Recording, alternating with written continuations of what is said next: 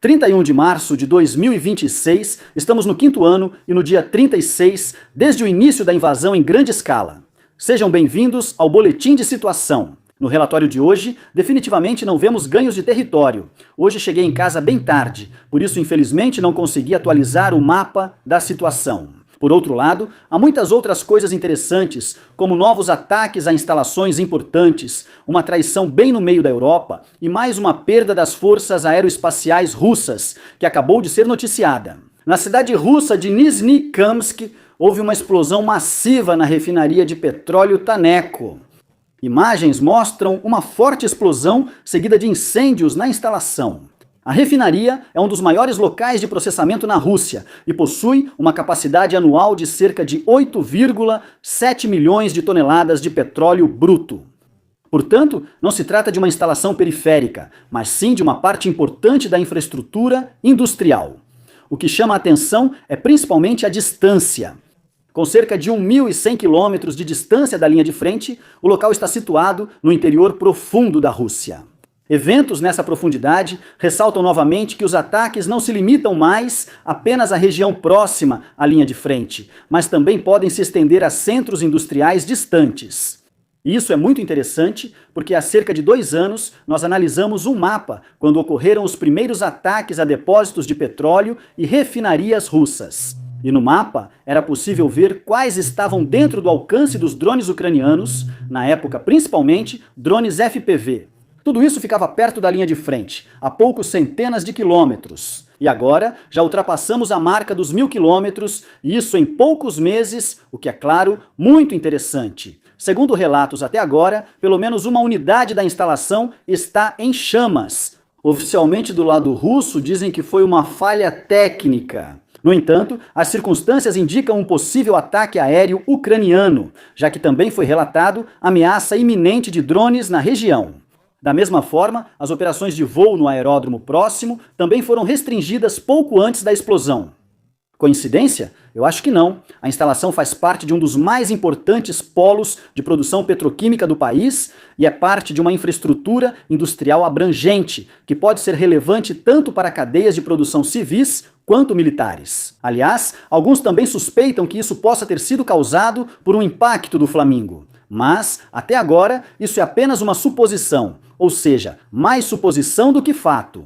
Seguimos falando sobre Flamingo e fatos, pois há novidades. Novas análises do canal Dnipro-Ossin fornecem mais pistas sobre o ataque ucraniano à fábrica química em Chapayevsk, que foi atacada há algum tempo. De acordo com isso, 3 mísseis de cruzeiro FP-5 do tipo Flamingo foram usados. Ao todo, 3 Flamingos teriam sido lançados. Segundo informações do canal Ozin, um deles foi interceptado pela defesa aérea russa, o que significa que 2 conseguiram passar.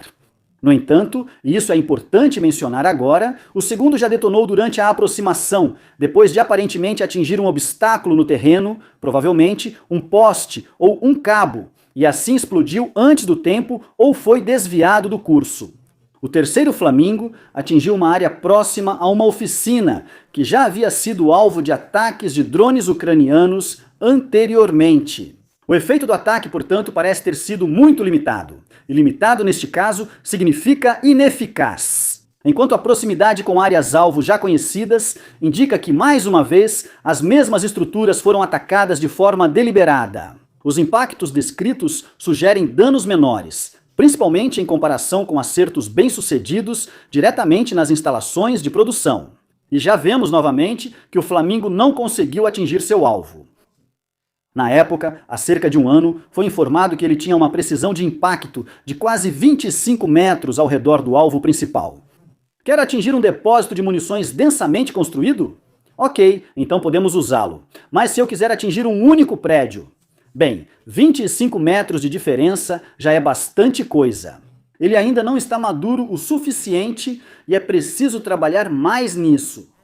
A questão é que a Firepoint, ou seja, o fabricante por trás do Flamingo, não produz apenas o Flamingo, mas também muitas outras coisas, por exemplo, o drone FP2, que já é muito comprovado. Mas eles também estão desenvolvendo agora o FP7 e o FP9, que são mísseis balísticos. E claro, a pesquisa aqui é extremamente importante e muitos fundos, recursos e meios são investidos nisso, assim como muito conhecimento. Eu, pessoalmente, sinto que a equipe do Flamingo precisaria de mais apoio, mas isso não está disponível agora, pois estão focados nos mísseis balísticos. Mas essa é minha opinião.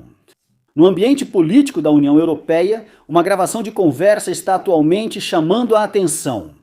Em agosto de 2024, o ministro das Relações Exteriores da Rússia, Sergei Lavrov, e o ministro das Relações Exteriores da Hungria teriam discutido por telefone os interesses de um oligarca russo. Na transcrição divulgada, é descrito que Sergei Lavrov teria intervindo a pedido de Usmanov. O motivo de fundo seria a situação da irmã dele, que está em uma lista de sanções da União Europeia. O ministro das Relações Exteriores da Hungria teria mencionado na conversa que a Hungria, junto com a Eslováquia, está preparando medidas para conseguir a remoção do nome da lista. A autenticidade da gravação, assim como sua origem, ainda não foram confirmadas. Supostamente, trata-se de um serviço secreto europeu não identificado. Então, não se trata de um serviço secreto europeu, desculpe, não foi isso que eu quis dizer, mas sim de um serviço secreto de um Estado europeu. Paralelamente, sabe-se que recentemente houve novamente atrasos na renovação das sanções dentro da União Europeia. Alguns Estados-membros, principalmente a Hungria, condicionaram sua aprovação, o que levou a períodos de renovação mais curtos, já que eles deixaram de bloquear o processo. A combinação do comportamento político no nível da União Europeia e das acusações que circulam reforça a impressão de tensões persistentes dentro da União em relação à forma de lidar com a Rússia. Se o conteúdo da gravação for confirmado como verdadeiro, isso significaria, é claro, que um Estado-membro da UE estaria aceitando pedidos mais ou menos diretos do Kremlin, que nem seriam de natureza política, mas puramente privada. E isso às custas da Ucrânia e, acima de tudo, às custas da União Europeia, ou seja, também às suas custas, meus caros espectadores. Não é coincidência que essa gravação tenha sido divulgada agora, pouco antes da eleição presidencial. Forças russas aparentemente começaram a equipar drones Shahed com réplicas de mísseis ar-ar do tipo R-60. A medida visa enganar a defesa antiaérea ucraniana e aeronaves, além de forçar o comprometimento deliberado de recursos. Segundo os russos, os réplicas instaladas alteram a silhueta dos drones e fazem com que, à primeira vista, pareçam alvos mais fortemente armados, que teoricamente poderiam até se defender contra helicópteros ou caças que tentem abatê-los. Isso cria uma pressão adicional na tomada de decisão durante a identificação de alvos, especialmente para grupos móveis de defesa antiaérea ou aeronaves empregadas. Isso segue as estratégias que não aposta só na quantidade de drones, mas também integra efeitos de engano deliberados. Quando sistemas individuais parecem mais perigosos do que realmente são, aumenta a probabilidade de que meios de interceptação valiosos sejam empregados ou que as prioridades sejam definidas de forma equivocada. Para a defesa antiaérea, isso representa carga extra. Além do combate, a identificação fica mais difícil, especialmente em ataques com alta densidade de drones. Mesmo 7 dias após os primeiros ataques, o depósito russo no porto de Ostiluga continua em chamas. Imagens de satélite recentes mostram incêndios contínuos e emissão de fumaça dentro das instalações portuárias. O fato de os incêndios continuarem por tanto tempo é um claro indício de que os trabalhos de combate ao fogo foram interrompidos ou já não são mais possíveis. Ostiluga é um dos principais pontos de exportação de energia russa no Mar Báltico. Nessas instalações, o armazenamento, o processamento e o carregamento estão intimamente interligados. Quando incêndios não podem ser totalmente controlados por vários dias, isso não afeta apenas localmente, mas pode prejudicar todo o funcionamento dentro do porto. Se os pontos de atracação na base do incêndio não forem totalmente controlados, a transferência durante o incêndio será afetada. Do meio dos blogueiros militares russos, foi relatada a perda de uma aeronave de combate do tipo Su-34. A informação vem, entre outros, do conhecido blogueiro Z Fighter Bomber, que relata regularmente incidentes dentro das forças aéreas russas. Detalhes sobre as circunstâncias da perda ainda não foram divulgados. Não está claro, em especial, se trata de um abate, uma falha técnica ou simplesmente um acidente. Pelo que entendi até agora, mas ainda não está confirmado. Parece que foi um abate por uma unidade de defesa antiaérea baseada em terra, provavelmente do lado russo. Também não há informações confirmadas sobre o local ou o destino da tripulação no momento, mas o fighter bomber geralmente é muito preciso quando se trata de abates ou perdas de suas próprias unidades. O Su-34 é fundamental para as forças aeroespaciais russas, sendo usado principalmente em ataques táticos e com bombas planadoras.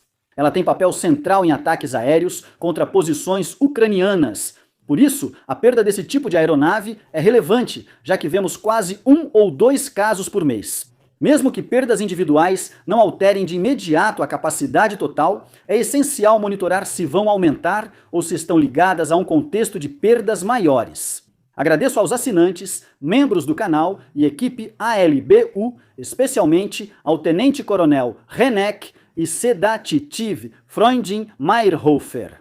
Inscreva-se, curta e comente. Até o próximo relatório de situação.